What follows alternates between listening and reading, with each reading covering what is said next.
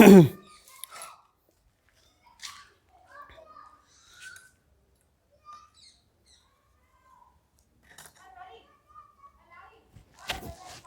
तो भाई, क्या हाल है आप सभी के?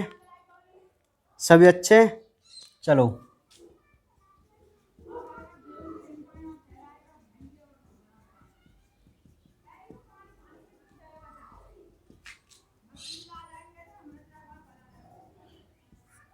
तो चैप्टर नंबर 17 कंटिन्यू चल ही रहा है और आज हम इस चैप्टर को कंप्लीट भी कर लेंगे। ठीक है, हाँ, पूरा चैप्टर आज ये कंप्लीट हो जाएगा। तो देखिए, कल जो हमारी बात चल रही थी वो आयतन और क्षमताओं के बारे में बात चल रही थी। ठीक है, श्वसन संबंधी आयतन और श्वसन संबंधी क्षमताओं के बारे में कल हमारी बात चल रही थी। तो मैं आपको बता दूं कि कल जो हमने बात की वो एक तो आयतन की जिसमें हमने 4 आयतन पढ़े और 1-2 क्षमताओं की बात की। ठीक है, यहां तक कल हमने पढ़ लिया था। नेक्स्ट हम बात करते हैं तीसरी जो क्षमता है उसको बोलते हैं क्रियाशील अवशिष्ट क्षमता। ठीक है, इसका इंग्लिश नाम होता है फंक्शनल रेजिड्यूल कैपेसिटी, जिसको बोलते हैं शॉर्ट में एफआरसी। नोट कीजिए पहले आप इसको ढंग से, एफआरसी। ठीक है, लिखिए इसमें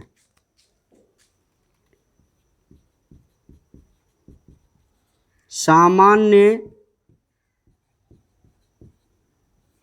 उच्छ्वसन के बाद फेफड़ों में जो वायु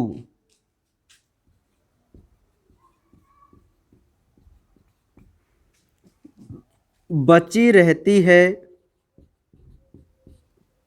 उसी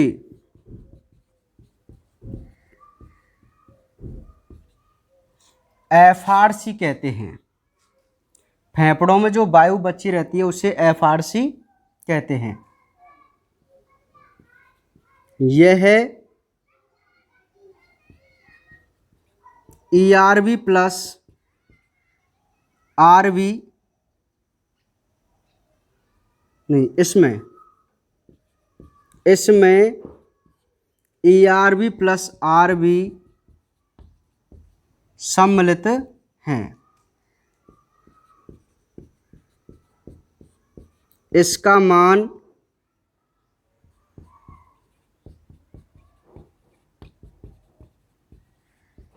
2300 ml होता है। ठीक है, नेक्स्ट है जैव क्षमता, जिसको बोला जाता है वाइटल कैपेसिटी, वीसी। तो वीसी क्या है भाई?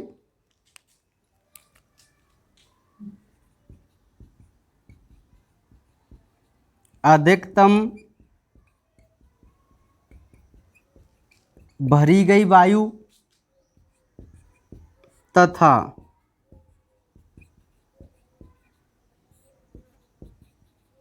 अधिकतम निकाली गई वायु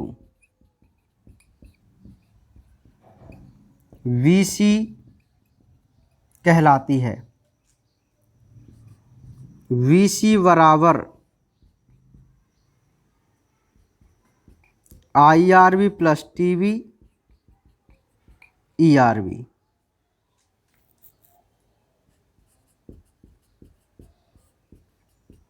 इसका मान 2300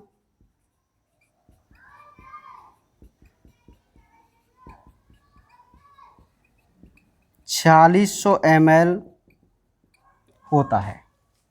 आराम से लिखिए पहले इसको अच्छे तरीके से।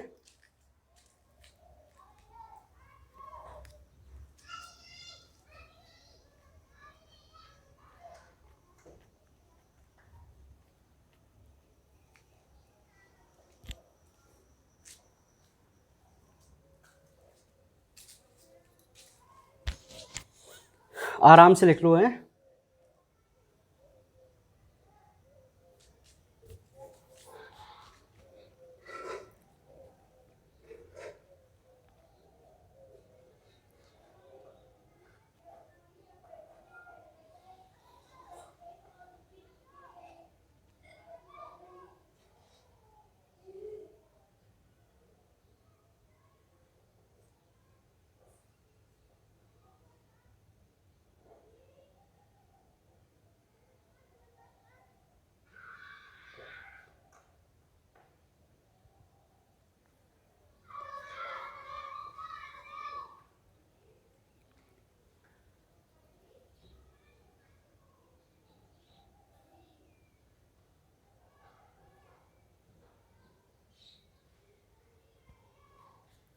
लिख लिया? चलो तो समझते हैं भाई इसको, ध्यान से देखिए आप। क्रियाशील अपशिष्ट क्षमता, जिसको हम फंक्शनल रेजिड्यूल वॉल्यूम या कैपेसिटी बोल के चलते हैं, यानी कि एफआरसी, वो क्या है? तो हेडिंग या थ्योरी पढ़ने से ही आपको ये बातें समझ में आ जानी चाहिए। देखो क्या कहता है कि सामान्य उच्च वसन के बाद, उच्च वसन का मतलब होता है बाह्य श्वसन। क्या होता है? बाह्य श्वसन, ठीक है। तो सामान्य उच्च वसन, तो आपने सामान्य श्वसन की प्रक्रिया कर दी। अब आप सभी को पता है कि सामान्य श्वसन की प्रक्रिया में हम 500 ml वायु को बाहर निकालते हैं, पता है ना। तो ये कहता है सामान्य उच्च वसन के बाद फेफड़ों में जो वायु बची रह जाती है, बात को जरा ध्यान से समझो। सामान्य श्वसन प्रक्रिया आपने कर दी, उसके बाद आपके लंग्स में, फेफड़ों में जो वायु बची हुई है, हम उसी को क्या बोलते हैं? एफआरसी बोलते हैं। क्या बोलते हैं उसको? एफआरसी बोलते हैं। देखो एक बार इसको समझो। एक बात बताओ, आपने सामान्य उच्च वसन किया है, ठीक है। तो सामान्य उच्च वसन में तो 500 ml बाहर निकालते हैं। अब आपके फेफड़ों के अंदर देखो कौन कौन सी वायु बची हुई है, ध्यान दीजिए। एक तो अभी वह वायु बची हुई है जिससे आप बलपूर्वक निकालेंगे। मेरी बात समझ में आ रही है? तो बलपूर्वक वायु को बाहर निकालना ERV कहलाता है ना। कितना मान होता है उसका? 1100 ml होता है। और आपको ये भी तो पता है कि बलपूर्वक बाहर निकालने के बाद भी हमारे फेफड़ों में 1200 ml वायु बची रह जाती है, जिसको हम रिजर्व वॉल्यूम बोलते हैं, आरक्षित आयतन। नहीं आई बात समझ में? ठीक है। तो वो ये क्या कहता है कि सामान्य उच्च वसन के बाद अभी जो आपके फेफड़ों में बची हुई वायु है, उसी को हम क्या बोलते हैं? एफआरसी बोलते हैं। तो भाई सामान्य बाहर निकालने के बाद हमारे अंदर एक तो वह वायु है जिसे हम बलपूर्वक निकालेंगे, एक वह वायु है जो बलपूर्वक निकालने के बाद भी रह जाती है। तो इसका टोटल मान कितना आएगा? 1100 प्लस 1200 बराबर 2300 ml वायु जो सामान्य उच्च वसन के बाद रह जाती है फेफड़ों में, हम उसे एफआरसी कहते हैं। क्या कहते हैं? एफआरसी कहते हैं। तो आपको समझ में आ गई एफआरसी, फंक्शनल रेजिड्यूल कैपेसिटी, ठीक है। नेक्स्ट, जैव क्षमता, वाइटल कैपेसिटी। ये आपको याद करने हैं ना, कंफ्यूज नहीं होना है आपको। वाइटल कैपेसिटी क्या है कि अधिकतम भरी गई वायु। आप अधिकतम कितनी वायु भर सकते हैं? आपको पता है 3500 ml, है ना। नॉर्मल आप कितनी भर सकते हैं? 500 भर सकते हैं ना, 500 ml। और बलपूर्वक आप कितनी ले सकते हैं? 3000। तो 3500 ml जो वायु है वो आप बलपूर्वक ले सकते हैं, है ना। और अधिकतम निकाली गई। हम बलपूर्वक कितनी वायु बाहर निकालते हैं? 1100 ml। अच्छा देखो, इसमें दोनों में अधिकतम शब्द लगा हुआ है, तो अधिकतम में हम नॉर्मल को ऐड करेंगे और बलपूर्वक को ऐड करेंगे, अंदर लेने वाली और बाहर निकालने वाली। तो दोनों की जो नॉर्मल है वो कॉमन 500 आएगी। ठीक है, समझ रहे हैं? तो देखो यहाँ पे देखो IRB प्लस TB। अब ये जो TB है, चाहे आप इसको दोनों के लिए कॉमन ले लीजिए, है ना। तो बलपूर्वक अंदर आप कितनी लेते हैं? 3000 ml। बलपूर्वक बाहर कितनी निकालते हैं? 1100 ml। और बात अधिकतम की हो तो इन दोनों में 500 यदि हम जोड़ दें कॉमन मानकर, तो टोटल मान कितना आएगा? 4600 ml आएगा। कितना आएगा? 4600 ml। तो यही होती है हमारी वाइटल कैपेसिटी। क्या हो गई फिर वाइटल कैपेसिटी? कि अधिकतम भरी गई वायु और अधिकतम निकाली गई वायु क्या कहलाती है? वाइटल कैपेसिटी कहलाती है, जैव क्षमता कहलाती है। समझ में आ गई मेरी बात? नहीं आई तो ये दो क्षमता आपको और याद हो गई, है ना। एक तो FRC और एक वाइटल कैपेसिटी। ठीक है, चलिए अब लास्ट आपकी क्षमता रह गई है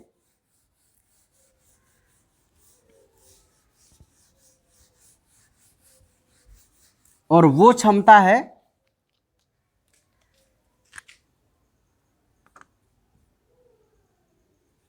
कुल फुफ्फुस क्षमता, जिसको बोलते हैं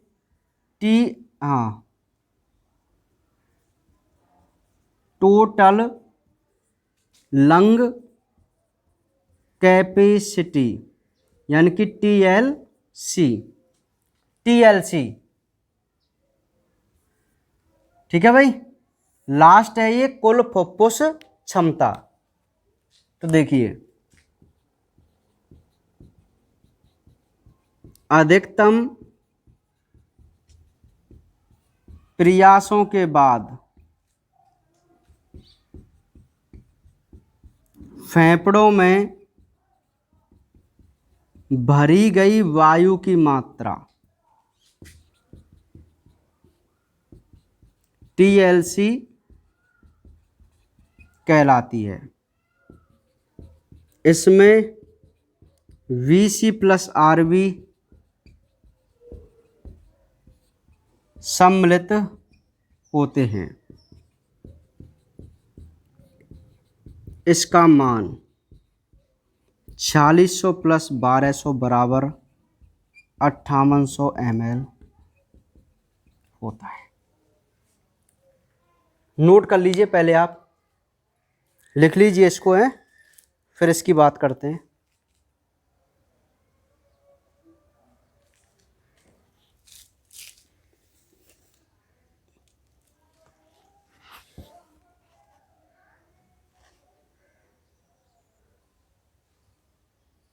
ठीक है, लिख लिया? चलो तो अब इसको हम समझ लेते हैं एक बार, है ना। TLC क्या है? तो देखिए भाई कि अधिकतम प्रयासों के बाद जो हम फेफड़ों में वायु भर सकते हैं हम उसे TLC कहते हैं। एक सिंपल सी आप मेरी बात समझो, इससे पहले हमने वाइटल कैपेसिटी के बारे में बात की थी, जैव क्षमता के बारे में बात की थी। ठीक है, तो जैव क्षमता क्या होती है भाई? जैव क्षमता में एक बात देखो आप, 3500 ml आपने अधिकतम ली और 1100 ml आप बाहर निकालेंगे, है ना। तो एक बात मेरी समझो, तो फेफड़ों के अंदर एक समय ऐसा है तब 3500 ml अंदर है और 1100 ml अभी बाहर निकलने वाली है। तो जो बाहर निकलने वाली 1100 ml है वो पहले इसमें प्रेजेंट थी, तो 35 से और आई तो 4600 ml हो गई फेफड़ों में। अब हमें ये भी तो पता है कि बाहर निकलने के बाद भी 1200 ml बची रहती है, तो वो बची हुई और आप जोड़ दो, तो 4600 प्लस 1200 कितना हो गया? 5800 ml।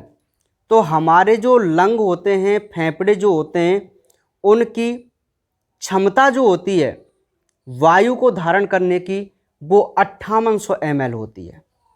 कितनी होती है? 5800 ml होती है। समझ में आ गई मेरी बात? ठीक है, चलिए अब हम इनको, ये हमारे आयतन और क्षमताएं कंप्लीट हैं। अब हम इनको एक बार और समझ लेते हैं, ठीक है, रिवाइज टाइप में। ठीक है, रिवाइज टाइप में इनको हम एक बार और समझ लेते हैं, और इसको मैं रिपीट भी कर दूंगा जिससे आपको पूरी तरीका से ये क्लियर समझ में आ जाएगा। 2 बार मतलब है। देखिए, तो आयतन, सबसे पहला आयतन है, ध्यान से आप मेरी बात को समझो, ज्वारीय आयतन। दूसरा है, पहले हम नाम लिख देते हैं ना, ज्वारीय आयतन, IRV, ERV, ठीक है, और RV। ये 4 हमारे आयतन हैं। और मैं क्षमता की बात करूं तो देखो, पहली है IC, दूसरी है EC, तीसरी है FRC, चौथी है VC और पांचवी है TLC। ये 4 हमारे आयतन और ये 5 हमारी क्षमताएं। अब जो मैं बोल रहा हूं ना आपको डिटो रिपीट ऐसी प्रकार मिलेगा ना। देखिए, तो सबसे पहले हम आयतन की यदि बात करें तो हमारे पास 4 आयतन हैं। ज्वारीय आयतन, इंस्पायरेटरी यार की मैं कहूं अंत श्वसन आरक्षित आयतन, बाह्य श्वसन आरक्षित आयतन और आरक्षित आयतन। इनको कुछ एक बार ऐसे समझो। देखो, सबसे पहले तो आप नॉर्मल श्वास प्रक्रिया कर रहे हैं, नॉर्मल है ना। तो जब आप नॉर्मल श्वसन प्रक्रिया करते हो तो हम उसे टाइडल वॉल्यूम यानी मैं कहूं ज्वारीय आयतन कहते हैं, है ना। तो नॉर्मल का क्या मान आता है इसका? 500 ml आता है, चाहे वो आप अंत्य श्वसन करें चाहे वो आप बाह्य श्वसन करें। तो कितना मान आएगा ज्वारीय आयतन का? 500 ml। ठीक है, समझ में आ गई बात? तो ज्वारीय आयतन बहुत सिंपल है, जिसमें हम नॉर्मल श्वास प्रक्रिया करते हैं, नॉर्मल श्वास को अंदर लेते हैं, नॉर्मल श्वास को बाहर निकालते हैं। तो इसका मान कितना आएगा? 500 ml आएगा। कितना आएगा भाई? 500 ml। समझ में आ गई बात? चलिए, नेक्स्ट है IRV। अब आई का मतलब होता है अंत्य श्वसन। तो एक सिंपल सी बात आ गई कि जब आपने नॉर्मल प्रक्रिया कर ली तो अब आप कौन सी प्रक्रिया करेंगे? बलपूर्वक। ठीक है, तो IRV में आएगा कि बलपूर्वक हम कितनी गैस को अंदर ले सकते हैं, है ना। तो उसका मान आता है भैया 2500 से 3000 ml। किसमें? अंत्य श्वसन आरक्षित आयतन में।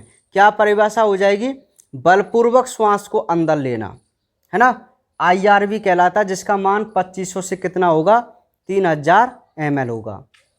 इसी प्रकार है ERV। क्या है? ERV। ERV का क्या मतलब है? एक्सपायरेटरी मतलब बाह्य श्वसन। तो हम कैसे करेंगे? बलपूर्वक करेंगे। तो इसका मान कितना आता है? 1100 ml। किसका? एक्सपायरेटरी रिजर्व वॉल्यूम का।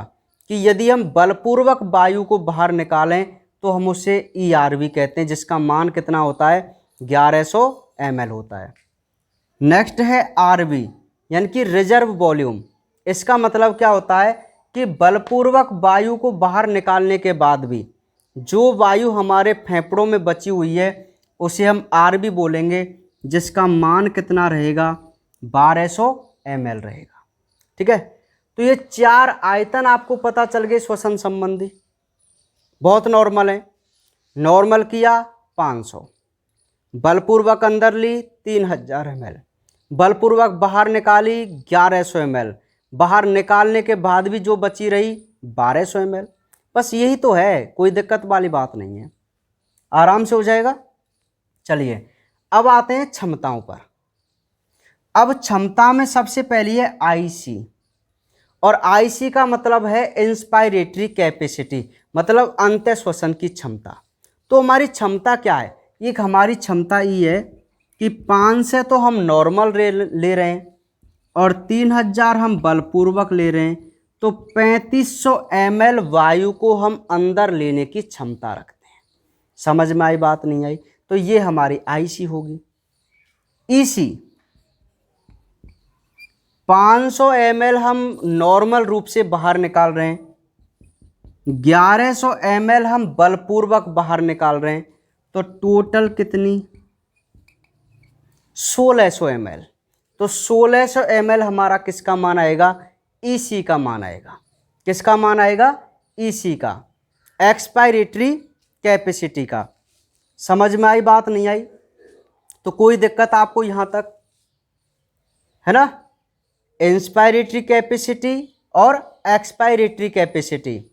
तो इंस्पायरेटरी का मतलब हो गया कि हम टोटल कितनी ले रहे हैं, तो 500 नॉर्मल, 3000 बलपूर्वक, तो 3500 ml हमारी IC का मान है।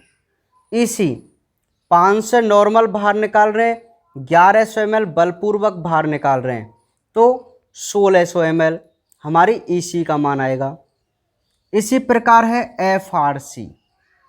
अब FRC क्या कहता है कि आपने सामान्य उच्छ्वसन कर दिया, मतलब 500 ml वायु आपने बाहर निकाल दी, उसके बाद जो वायु आपके फेफड़ों में बची हुई है, जैसे देखो 1100 ml तो वह बची हुई है जिससे अभी हम बलपूर्वक बाहर निकाल सकते हैं, ठीक है, और 1200 ml वह बची हुई है, कौन सी?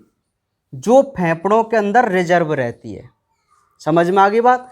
तो टोटल 2300 ml जो वायु है, टोटल 2300 ml जो वायु है, वो हमारी FRC कहलाती है। क्या कहलाती है भाई? FRC कहलाती है। FRC समझ में आई कि नहीं आई?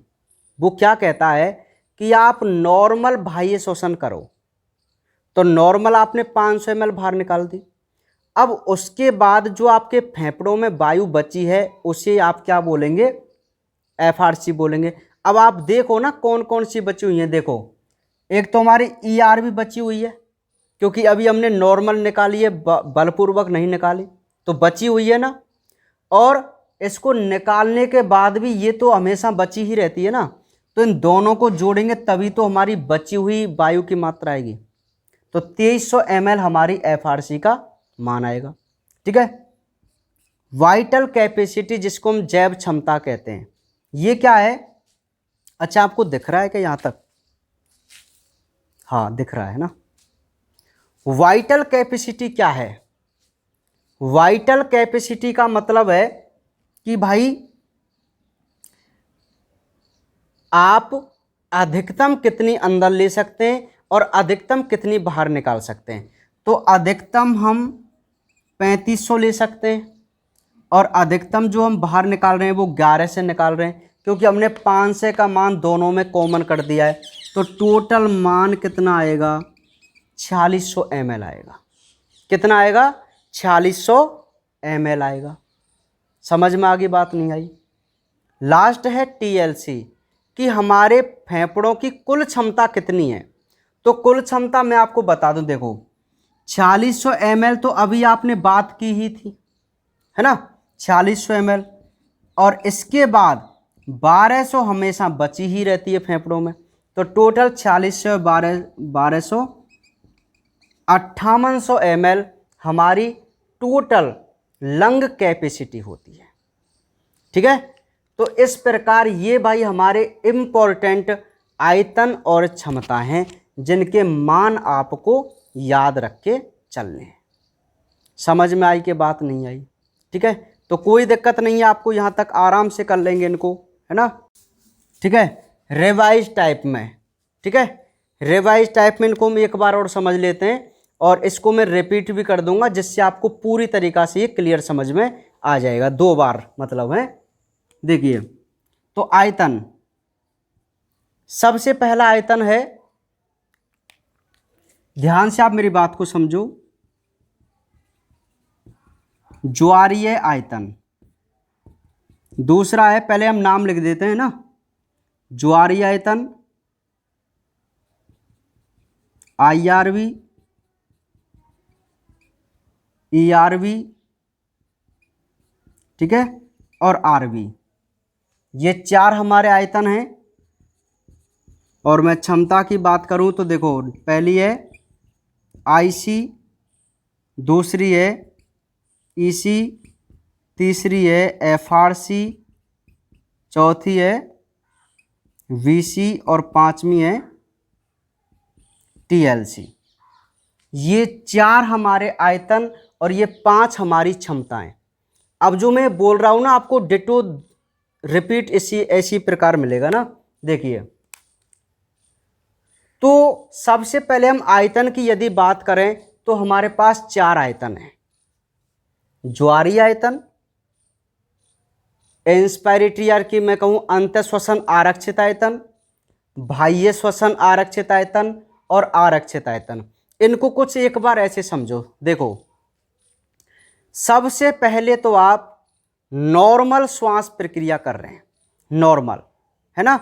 तो जब आप नॉर्मल श्वसन प्रक्रिया करते हो तो हम उसे टाइडल वॉल्यूम यानी मैं कहूं ज्वारीय आयतन कहते हैं, है ना। तो नॉर्मल का क्या मान आता है इसका, 500 ml आता है, चाहे वो आप अंत्य श्वसन करें चाहे वो आप बाह्य श्वसन करें। तो कितना मान आएगा ज्वारीय आयतन का, 500 ml, ठीक है, समझ में आ गई बात। तो ज्वारीय आयतन बहुत सिंपल है, जिसमें हम नॉर्मल श्वास प्रक्रिया करते हैं, नॉर्मल श्वास को अंदर लेते हैं, नॉर्मल श्वास को बाहर निकालते हैं। तो इसका मान कितना आएगा, 500 ml आएगा। कितना आएगा भाई, 500 ml। समझ में आ गई बात। चलिए, नेक्स्ट है IRV। अब I का मतलब होता है अंत्य श्वसन। तो एक सिंपल सी बात आ गई कि जब आपने नॉर्मल प्रक्रिया कर ली तो अब आप कौन सी प्रक्रिया करेंगे, बलपूर्वक, ठीक है। तो IRV में आएगा कि बलपूर्वक हम कितनी गैस को अंदर ले सकते हैं, है ना। तो उसका मान आता है भैया 2500 से 3000 ml। किसमें, अंत्य श्वसन आरक्षित आयतन में। क्या परिभाषा हो जाएगी, बलपूर्वक श्वास को अंदर लेना, है ना, IRV कहलाता है, जिसका मान 2500 से कितना होगा, 3000 ml होगा। इसी प्रकार है ERV। क्या है, ERV। ERV का क्या मतलब है, एक्सपायरेटरी मतलब बाह्य श्वसन। तो हम कैसे करेंगे, बलपूर्वक करेंगे। तो इसका मान कितना आता है, 1100 ml। किसका, एक्सपायरेटरी रिजर्व वॉल्यूम का। कि यदि हम बलपूर्वक वायु को बाहर निकालें तो हम उसे ERV कहते हैं, जिसका मान कितना होता है, 1100 ml होता है। नेक्स्ट है RV यानी कि रिजर्व वॉल्यूम। इसका मतलब क्या होता है कि बलपूर्वक वायु को बाहर निकालने के बाद भी जो वायु हमारे फेफड़ों में बची हुई है उसे हम RV बोलेंगे, जिसका मान कितना रहेगा, 1200 ml रहेगा, ठीक है। तो ये 4 आयतन आपको पता चल गए श्वसन संबंधी, बहुत नॉर्मल है। नॉर्मल किया 500, बलपूर्वक अंदर ली 3000 ml, बलपूर्वक बाहर निकाली 1100 ml, बाहर निकालने के बाद भी जो बची रही 1200 ml। बस यही तो है, कोई दिक्कत वाली बात नहीं है, आराम से हो जाएगा। चलिए, अब आते हैं क्षमताओं पर। अब क्षमता में सबसे पहली है IC, और IC का मतलब है इंस्पायरेटरी कैपेसिटी, मतलब अंत्य श्वसन की क्षमता। तो हमारी क्षमता क्या है, एक हमारी क्षमता ये है कि 500 तो हम नॉर्मल ले रहे हैं और 3000 हम बलपूर्वक ले रहे हैं, तो 3500 ml वायु को हम अंदर लेने की क्षमता रखते हैं। समझ में आई बात, नहीं आई, तो ये हमारी IC होगी। EC 500 ml हम नॉर्मल रूप से बाहर निकाल रहे हैं, 1100 ml हम बलपूर्वक बाहर निकाल रहे हैं, तो टोटल कितनी, 1600 ml। तो 1600 ml हमारा किसका मान आएगा, EC का मान आएगा। किसका मान आएगा, EC का, एक्सपायरेटरी कैपेसिटी का। समझ में आई बात, नहीं आई, तो कोई दिक्कत आपको यहां तक, है ना। इंस्पायरेटरी कैपेसिटी और एक्सपायरेटरी कैपेसिटी, तो इंस्पायरेटरी का मतलब हो गया कि हम टोटल कितनी ले रहे हैं, तो 5 से नॉर्मल 3000 बलपूर्वक, तो 3500 ml हमारी आईसी का मान है। ईसी 5 से नॉर्मल बाहर निकाल रहे हैं, 1100 ml बलपूर्वक बाहर निकाल रहे हैं, तो 1600 ml हमारी ईसी का मान आएगा। इसी प्रकार है एफआरसी। अब एफआरसी क्या कहता है कि आपने सामान्य उच्छ्वसन कर दिया, मतलब 500 ml वायु आपने बाहर निकाल दी, उसके बाद जो वायु आपके फेफड़ों में बची हुई है, जैसे देखो 1100 ml तो वह बची हुई है जिससे अभी हम बलपूर्वक बाहर निकाल सकते हैं, ठीक है, और 1200 ml वह बची हुई है, कौन सी, जो फेफड़ों के अंदर रिजर्व रहती है। समझ में आ गई बात। तो टोटल 2300 ml जो वायु है, टोटल 2300 ml जो वायु है वो हमारी एफआरसी कहलाती है। क्या कहलाती है भाई, एफआरसी कहलाती है। एफआरसी समझ में आई कि नहीं आई। वो क्या कहता है कि आप नॉर्मल बाह्य शोषण करो, तो नॉर्मल आपने 500 ml बाहर निकाल दी, अब उसके बाद जो आपके फेफड़ों में वायु बची है उसे आप क्या बोलेंगे, एफआरसी बोलेंगे।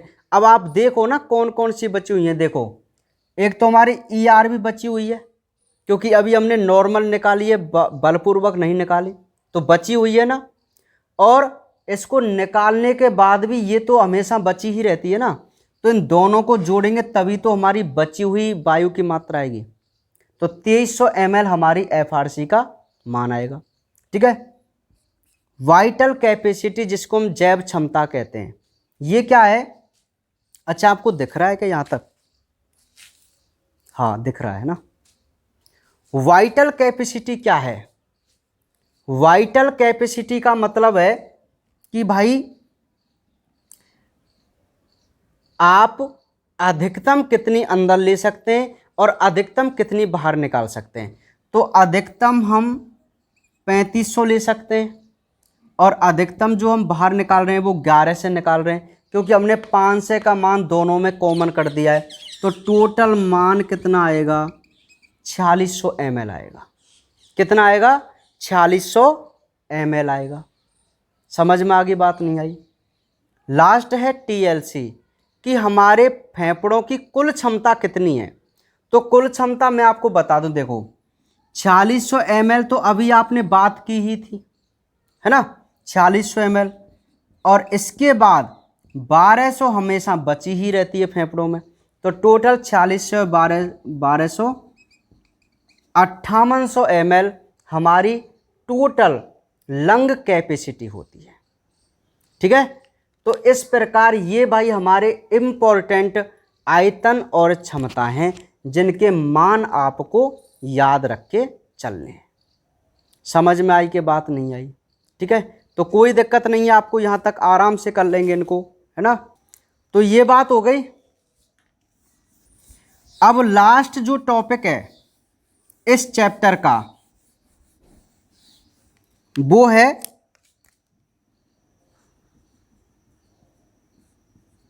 श्वसन नियमन।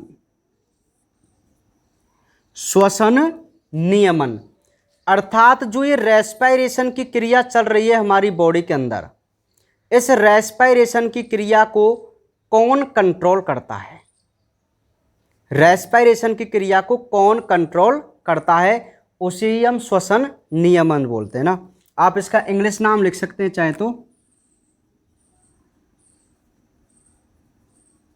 रेगुलेशन ऑफ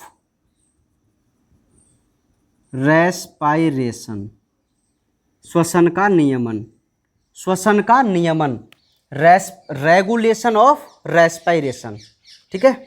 चलिए तो लिखो इसमें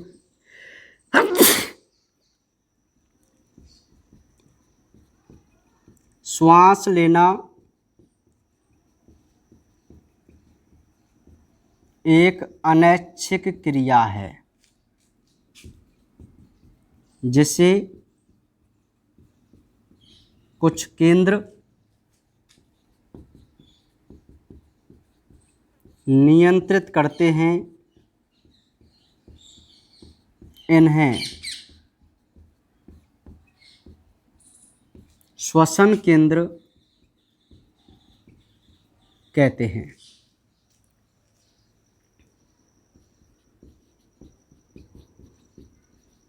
मस्तिष्क में 3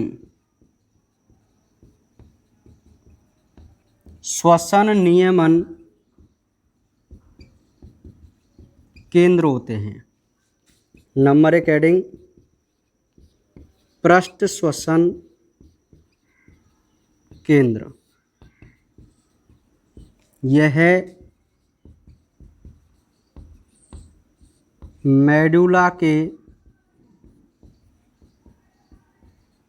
पृष्ठ भाग में होता है, जो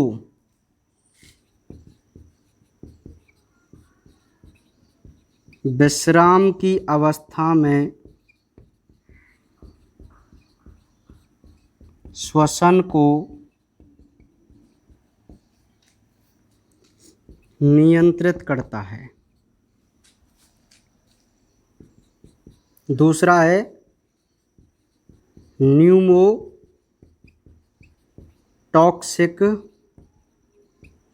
केंद्र। यह पॉन्स में स्थित होता है, जो अंतःश्वसन को नियंत्रित कर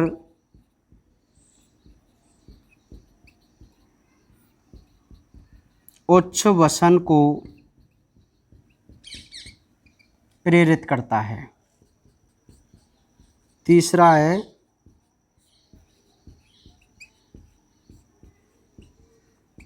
अधर श्वसन केंद्र।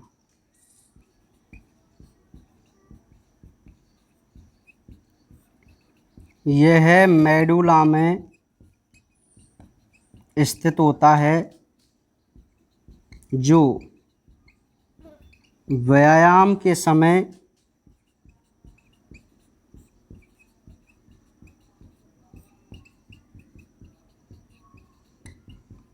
श्वसन को नियंत्रित करता है। ठीक है, एक बार लिख लो इसको, फिर इसके बारे में छोटी सी हम बात करेंगे। फटाफट लिखो थोड़ा, है ना।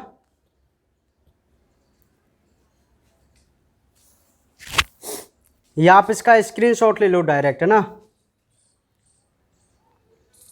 तो देखो, श्वसन एक अनैच्छिक क्रिया है, हम जानते हैं, जो हमारे कंट्रोल में नहीं है।